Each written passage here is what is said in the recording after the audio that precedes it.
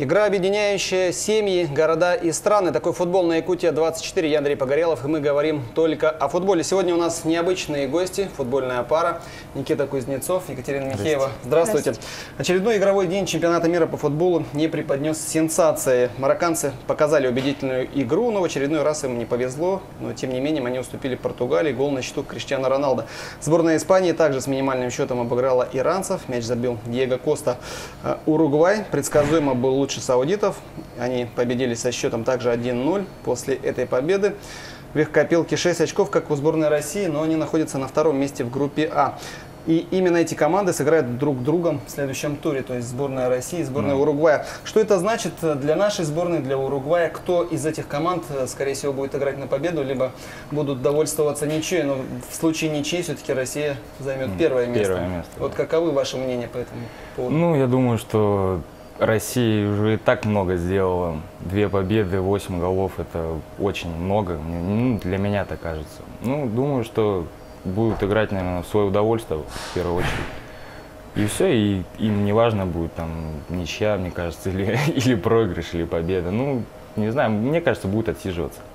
То есть мнение такое, что уже поберегут силы, скорее всего, да? Да. Может ли это означать, что выйдут те, кто не играл еще в первых 2 матчах, чтобы вот убедиться, может быть, братья Миранчуки наконец-таки выйдут, покажут? Мне вот тоже кажется, что вот Леша Миранчук выйдет. Почему чемпион России не выходит вообще в 2 матчах, мне вот это вот непонятно просто. Он, мне кажется, не уступает ни тому же Зобнину, Головину, мне кажется, таков же хороший, как и, вот, не знаю, там.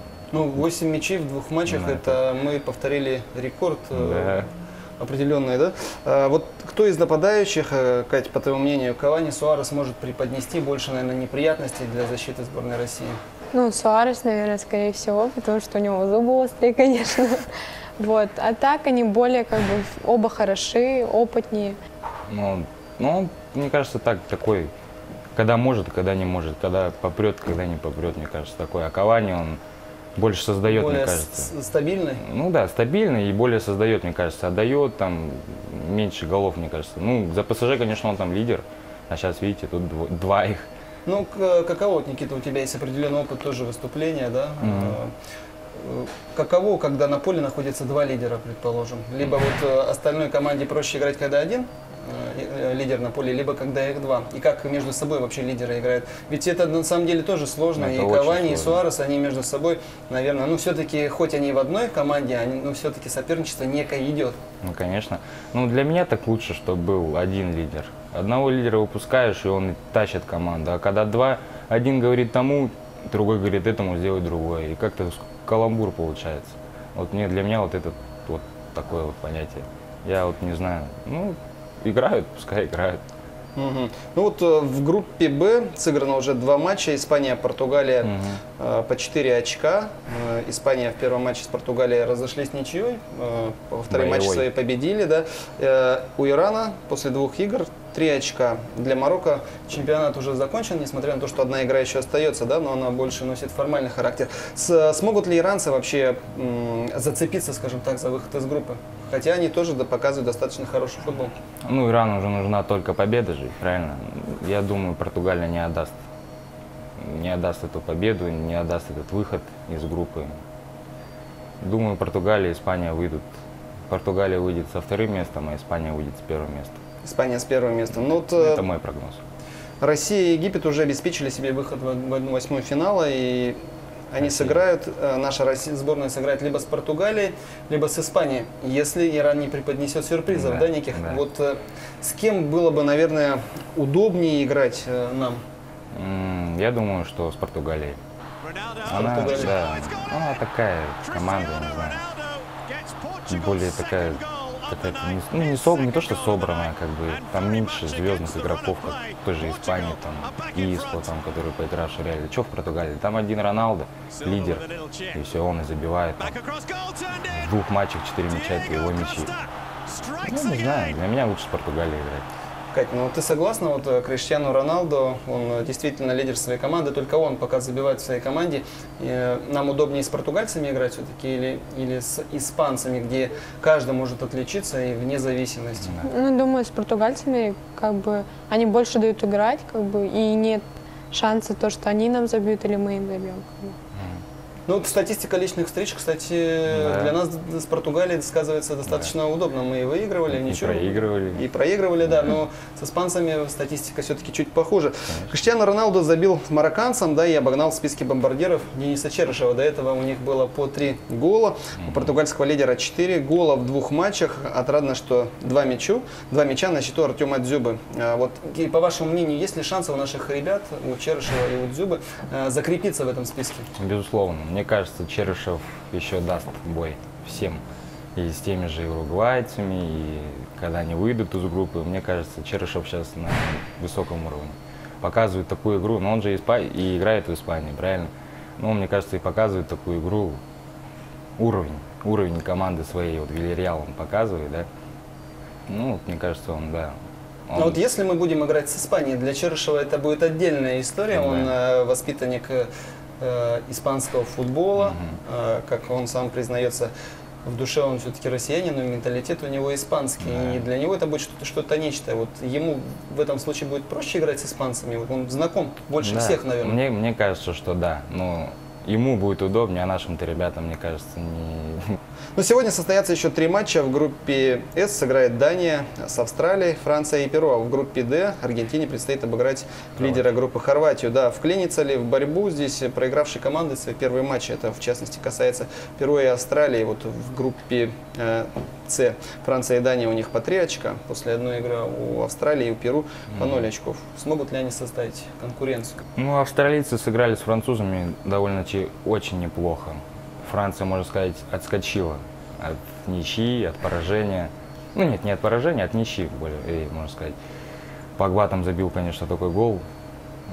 Нормально. Ну, не знаю, может составить конкуренцию. Тот же Перу, там у них лидер это Фарфан, который в Локомотиве играет. Ну, или он же перешел, по-моему, переходит. Думаю, составят конкуренции и Франции, и Дании. Сейчас вот Франция с Перу играет, да? Ну, вот Франция, мне кажется, тоже будет им очень сложно с Перу играть. Ну вот действительно, пожалуй, только одна, наверное, сборная Бельгии обыграла уверенно. Все остальные же фавориты в своих матчах играли, ну, скажем так, наверное, неубедительно. Счет 1-0, 2-1. И все, как показывает статистика, чемпионат будет достаточно сложным, проходным. Команд нет, как наши эксперты уже ранее отмечали, да. С сегодняшнего дня до сегодняшнего момента 4 раза Аргентина и Хорватия встречались друг с другом. 4 раза, да? 2 раза побеждала сборная Аргентины, 1 раз побеждала сборная Хорватии. Вот сегодня они встретятся. У Месси пока нет забитых голов, но тем не менее он нанес больше всех ударов по воротам, пробил 11 раз. Сможет ли он на этот раз расстроить голкипера сборной Хорватии Даниэля Суботича?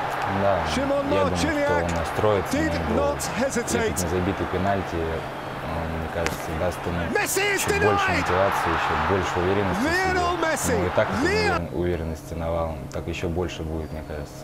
Положит, то, мне кажется, нормально мячей в этом. И отдаст нормально. То есть забьет все-таки? Да, мне кажется, забьет.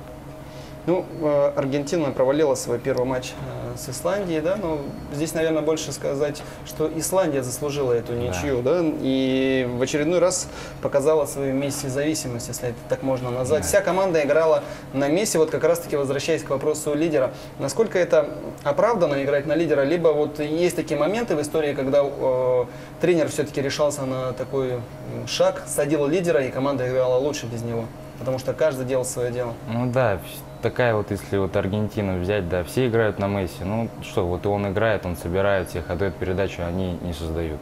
И вот и дело в том, что вот надо как-то не то что учиться, а работать над этим, чтобы создавать моменты тоже. Не Месси же ведь не совсем идеален, ну, как показала игра с Исландией. Не может забить, нужно же другим забивать. Ну, забил там вот Агуэро, ну, это ничего еще не означает. Сейчас вот с Хорватией посмотрим, может ли играть команда без Месси. Я думаю, чтобы тренер дал установочку, чтобы они играли все, а не только на Месси. Ну вот, ребята, вы представляете одну футбольную пару, но это не значит, что вы болеете за одну команду после сборной России, да? Вот за кого вы болеете? Ставки на кого ставите? Кто победит вообще на чемпионате? Ну, для меня фаворит, конечно же, Бразилия. Ну, не знаю. Много, там очень много фаворитов. Я также уважаю и Мбаппе, молодого игрока, и Неймара, Джесуса, вот, Габриэля в Бразилии. Для меня Бразилия, думаю. Кать, по твоему мнению, кто должен в финале играть? Ну, в финале точно должна Испания играть, кажется, так. Ну, и будет, если шанс появится у России, наверное. Ну, все возможно. Ну, вот мы знаем, что тебе импонирует сборная Колумбии, да, Хамес Родригес. Это тоже лидер. Его можно сравнить с Месси? Их стиль игры немного разный. Здесь, ну, по моему мнению, наверное, Хамеса зависимости в сборной Колумбии нет. И, наверное, все-таки больше от него команда зависит. Ну, я думаю, что Хамес такой же лидер, но играет вся команда, абсолютно вся. Но хотя вот они проиграли почему-то Японии, вот это вот что-то вот, у меня было шоковое состояние чуть-чуть. Но ничего страшного, мне кажется, сейчас еще они покажут игру свою. И все. И Хамес такой достаточно опытный, можно сказать, уже игрок. Показал себя на чемпионате мира 2014 и сразу же его пригласили в Реал Мадрид. Именно там показал себя очень хорошо. Сейчас вот за Баварию куражится там. Ни Лионель Месси, ни Криштиану Роналду не выигрывали чемпионат мира, хотя являются лидерами своих команд. Ну, эксперты все-таки склонны к тому, что в большей степени, наверное, они так и не выиграют чемпионат в составе своих сборных. Если у Месси, возможно, это уже последний момент будет, да, попытаться зацепиться за этот шанс, то у Криштиану Роналду еще есть немного времени, он помоложе, да. Вот в матче Португалия-Марокко защитник Португалии Пепе в очередной раз удивил весь мир. Он упал, имитируя то, что ему было очень больно, когда соперник его похлопал по плечу. Ну, может быть, не совсем уж прям легко похлопал, но сам факт остается фактом. Он упал, и якобы ему оказалось больно. Катя, вот как ты относишься вообще к подобного рода симуляции на поле, когда вот такие взрослые, крупные мужики вот якобы имитируют, что им больно после тех фактов, которых на самом деле-то и не было? Ну, симуляцию, конечно, я не одобряю, но где-то она может помочь, конечно, а где-то и за это дадут желтую. Ну, за симуляцию, за вот эту я могу тоже сказать, конечно. Ну, Пепе сыграл, откровенно говоря, как девочка. Это он играл раньше в Реал Мадриде, сейчас лидер в Бешикташе, да, но он нельзя, мне кажется, так делать. Непозволительно игроку с таким именем показывать такой футбол. Тем более в данном случае, вот как Катя говорит, если, может быть, еще есть возможность заработать там желтую, там, да, там штрафной пенальти, то здесь, ну, явно не было той ситуации, когда могли там показать желтую карточку. Ну, так он еще, если, грубо говоря, он сам играет очень грубо, и тут чуть-чуть его коснулись, он упал, там начал что-то кричать, непонятно, вот это вот меня больше всего не то, что не импонирует вообще. Я это тоже не одобряю, сам никогда не симулирую. Больно, кричу, не больно, бегу, дальше играю. Встал, бежишь и играешь, да? Ну, давайте немного к статистике. На чемпионате мира уже сыграно по 20 матчей на сегодняшний момент. В числе лучших игроков главный бомбардир Криштиану Роналдо, да, как я говорил, на его счету 4 гола. Лионель Месси пока не может похвастаться забитыми голами, но в его активе 11 ударов по воротам. А самым моторным игроком чемпионата на сегодняшний день является наш Александр Головин. Он пробежал уже 25 километров. При этом он не просто так пробежал их, он приносит пользу своей команде, отдает пас и забил гол в первой игре. Ну, Гильермо Очоа отразил 9 сейвов и возглавил список среди голкиперов. Да? Вот в матче Аргентина-Хорватия букмекеры отдают победу латиноамериканцам, но склоняется к тому, что европейцы все-таки создадут тоже массу сложностей и много моментов возле ворот аргентинцев. Вот на кого вы ставите в этой игре Хорватия и Аргентина, какой счет будет? Я думаю, будет Хорватия, проиграет с минимальным счетом и забьет там Модрич с пенальти. Катя, Аргентина, Хорватия, какой счет будет в матче? Кто забьет? Ну, мне кажется, Аргентина также выиграет, 2-0 будет счет. Не знаю, ну, надеюсь, Месси забьет. То есть ты ставишь на то, что все-таки Аргентина более уверенно выиграет, нежели Никита? Вот в очередной раз ваше мнение расходится. А будет ли это так, на самом деле, мы уже узнаем сегодня ночью.